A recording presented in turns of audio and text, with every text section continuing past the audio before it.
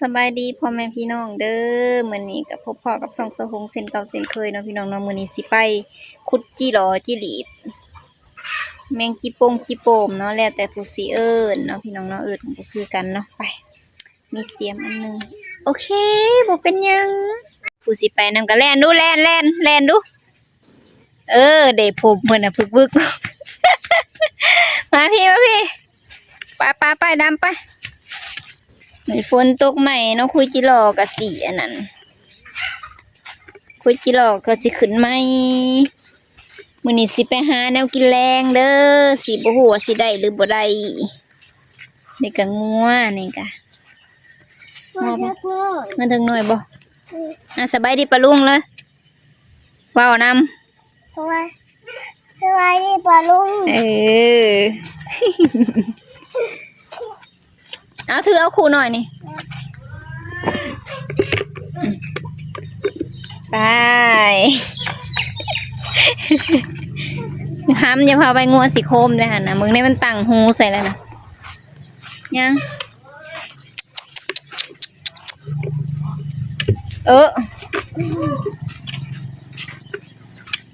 ไปขุดที่ร้านหัวบ้านไปขุดอยู่เฮือนพ่อบ้านสิไปไกลแหละไปเฮือนไผกับไปเฮือนพ่อบ้านไปขุดที่เรากันนะขุดที่เรากันเด้อเพิ่นบอกอายเพิ่นบ่ไปบอกกับครูผมนี่ย่อมแต่มื้อนั้นน่ะบ่ย่อมแต่ตอนนั้นนะบ่ย่อมกลับเลยมันเป็นสีแดงผมพลังปะนิดด้าสะอิ่วไปบ่ห่างเพิ่นชวนไปเบิดสู่คนสู่หมากับส่วนบ่ไปบ่เพิ่นว่าใส่ผู้สาวเด้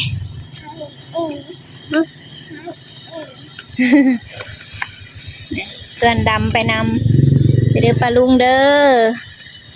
ไปขุดแมงจิหลอนำกันเด้อฮึบจ้ะยังเสียงดังแท้อากโอ้โหเจเล่มาแล้วย่างดูใส่เกิบแล้วย่างดูสบายดีปลาลุงสบายดีปลาลุงเบิ้งสบายดีไปใส่เกิบไว้ไปใส่เกิบแล้วแล่นน้ำไม้โดไว้นั่นตูบดำเอาตีกันบัดนี่ ตีกันมึงดูใส่กันเอาไปออกไปเห็ดสวนเห็ดไห่เห็ดสวนรีวิวบรรยากาศอยู่ไห่อยู่นาอยู่อันบ้านนอกของนาเฮาเนาะพี่น้องเนาะบรรยากาศดีพุ่นน่ะก่อหน่อไม้สายไทยนาบ่โอเคไปเบิ่งเดียวกันหานี่ก่อนเด้อหาหน่อไม้ก่อนว่ามันสิมีบ่นี่ขุดหน่อไม้ก่อนมันมีแต่แหนงมันอุ้ยมีอลีนี่แม่นบ่วะอุ้ยมีอลีนี่มีขาวๆยังออกสิขุดยังออก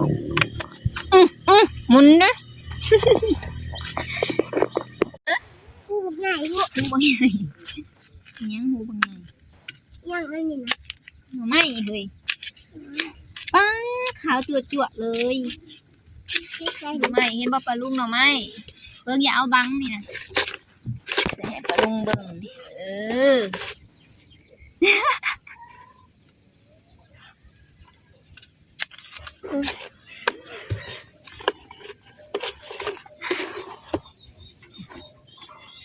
เที่ยวแต่ทุปลาลุงหน่อไม้คือแบบใหญ่คือแบบไง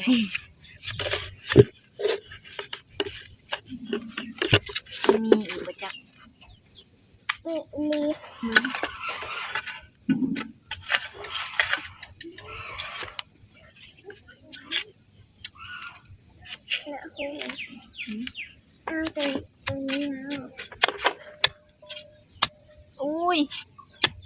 อีเสือกระต่าย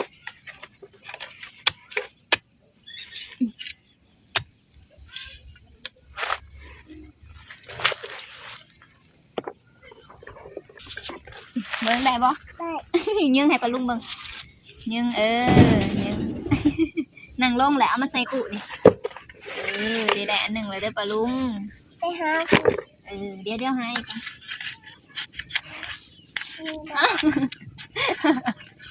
ขอโทษได้บ่ขอโทษเด้อ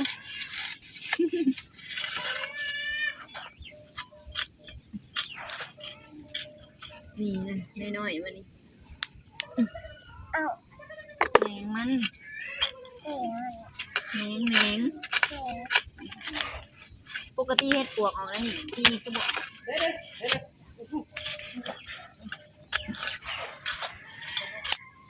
นี่หน่อไม้โอ้ยบ่ได้ซะ ไม่ใช่วันไหน บ่ได้มันอยู่ในไป ป้าไปหาชิโร่ พาไปหาจิโร่ยังมะ ชิโร่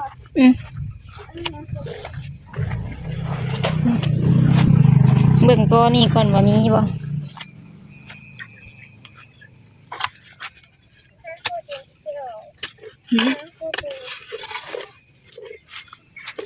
มีบ่ก่อนนี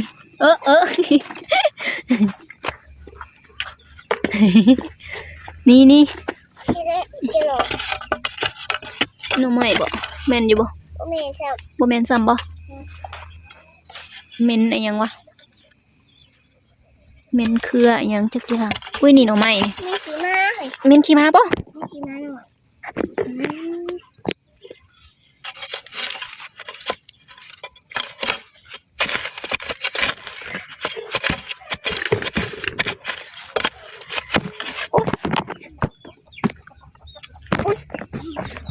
ลมแล้ว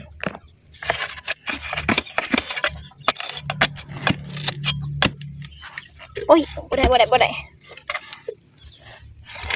มันอยู่ในแม่นมันอยู่ในโพดแล้วมันบ่ได้อึ๊บ ก็ได้กับ นี่เด้มา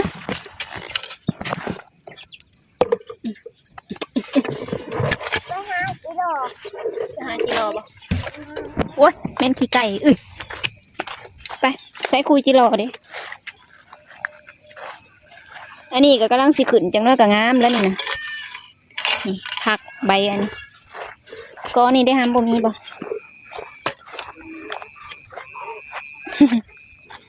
หาชิโร่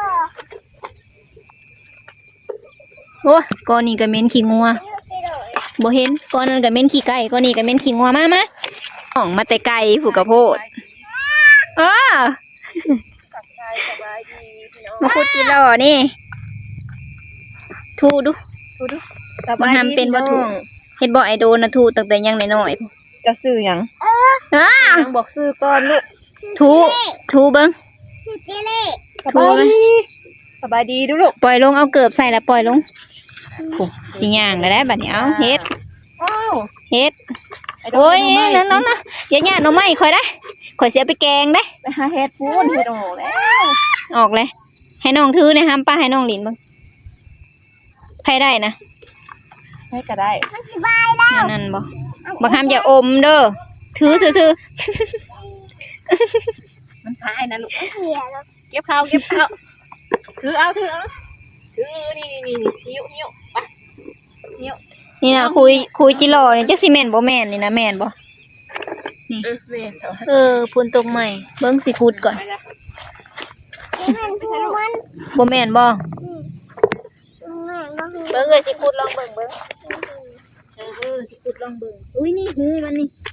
แหมไม่ถออกของปลาหงเห็นยังลูก เบิ่ง กิน เก็บไว้ ให้เกิดถือนะ คือบ่ถือเกิดใส่ให้ ดูมันนะ เด้นี่หูเบิ่งยังว่าเอ้ยสิขุดลงขุด มาชิโร่นั่งในห้องเด้อ บัดกินแล้วสิแบ่งกันได้บัดนี้คันสมมุติว่ามันได้อันนี้ เก็บเขาลูก มันหอบเรา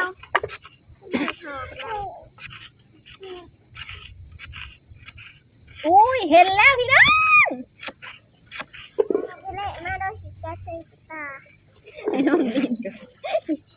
ห้ามไปเอากล่องมาเบิ่งห้าม ใช่ เรียกจับมาแล้วมาถ่ายอยู่หูมันนี่เด้อ เอ้ยบ่ จับมากล้องนะ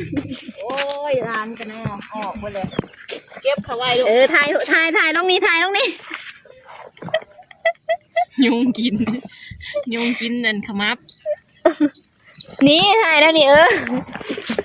นัดไอ้เหี้ยไปแล้วประหงนะลูกไม่ใช่บัดนี้หายไปอีกอันหนึง เซตบริแกงแท้ๆเหมือนนี่นะห้ามนี่ถ่ายแล้วนี่ให้ให้น้องลินให้น้องลินเลยจับ เจ้าก็หอมเด้อเจ้าก็บ่น ฮึบนี่อย่าพามันสิครบเบิ้งหักขามันก่อนนี่ มันคายลูก ปีนี้เดี๋ยวคุดกิโลแล้วก็ได้พร้อมเห็นอะไรแล้วมันสิครบบางหำได้นี่นะคันทิมใส่นะอันนี้ ไปค่ะไปแล้ว เอาเขาคู่เซ็ต เละ เอาไว้ให้ดูไว้ไอ้ดูถือเนาะ ให้มันหน่อไม้เอาหน่อไม้ให้น้องเอาหน่อไม้อันนี้เอา ตาเห็นยังพวก ว่าไม่ใช่ ไปเอาบังคับถือกล้องให้จับดีๆสิคุยกิโลนี่ถ่ายมานี่บอถ่ายทางหลังทีนี่เบิ่งหน้ากล้องนี่ใส่ละหูมันนะถ่ายเมื่อแล้วเอามันมาลิ้นโลดใส่เกิบให้มันแล้วมันย่างทำเห็นติเห็นบ่ เห็น อยู่มือกล้องก็ได้ เห็นแล้ว เห็นแล้วให้สีจากตัวเองเป็นคนถ่าย เห็นบ่สะ เห็น บ่เห็น อืม เป็นยังคือบ่เห็นฮะอย่าไปไกลๆแล้วถ่ายกันได้อย่าไปอีกให้มันเห็นมืดพี่มายืนทางนี้ดึงกล้องนำเด้อโอ้ยเห็นแล้วมาถ่ายนี่เอากล้องมา เอาแต่สิเป็นมันก็ได้ส่วงตัวได้กินแรงแท้ๆมื้อนี้นะไปถือมาบัดนี้หาคุยมันอีกเบิ่ง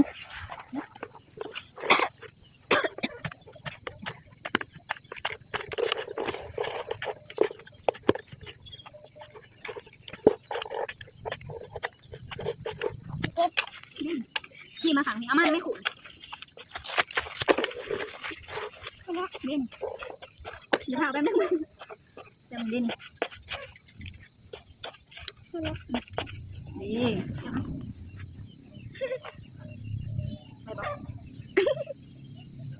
ได้ปะ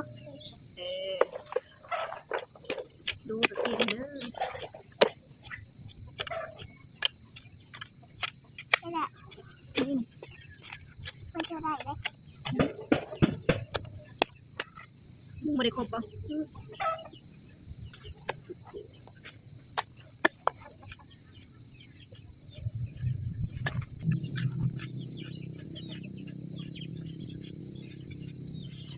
นี่ เห็นแล้ว นี่เอาไป เอาไปไหนบ่ เอาลงเลยเอาดิเอาเสร็จได้ปะใส่แบบใส่อ้าวถือเอา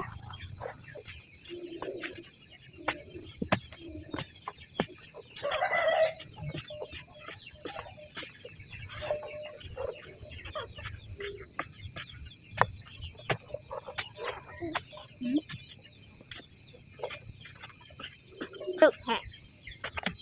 มันก็ไม่ควรลงไม้เลย คุณลงใหม่แล้วมันสิถึงเลยนี่ขึ้นมาเลยเอาเลยอ้าวช่วยอย่ามองก็สิคิดมาให้จับ ไปโดนใหญ่บ่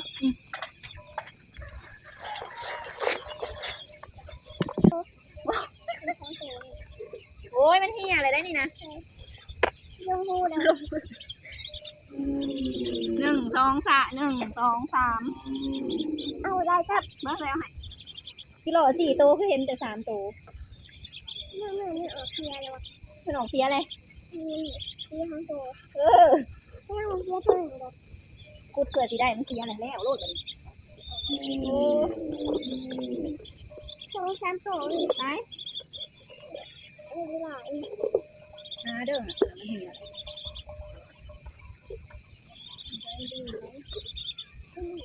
โอ้ไปรีพุ่นมันคือสิไปรีไกลแท้ ก็อยากมันหา เอาแต่สิเว้าพูดตัวนี้แหละเมื่อได้ ชิได้ลายอยู่ บ่หูแล้ว พูดเรื่องนั้นอยู่ เพราะว่าดูเห็ดเหี่ยนะมันก็บ่ได้ร้ายแล้ว ขนาดเห็ดเหี้ย เจ้านั่นเจ้าเห็ดเหี่ย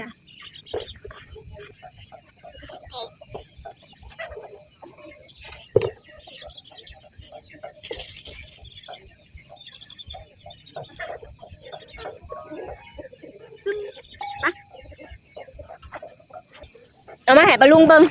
ได้จักโตใส่ได้4โตจิหล่อหาโตเห็ดเหี่ยตัวหนึ่งเผาจิหล่อกับบกุ้มแล้วนี่ได้คุยมันคุยจิหล่อขุดยุเอา พูดอะไร ได้ขุดโหลด ไม่เป็นหนาพูดได้แล้ว ได้อันแหละเป็นยังสิบ่ได้ข่อยก็ยังขุดได้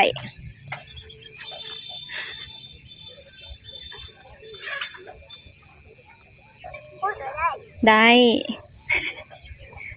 จะขุดบ่เป็นบ่ว้ยปะปะเมื่อเป็นหูละหาบ่เป็น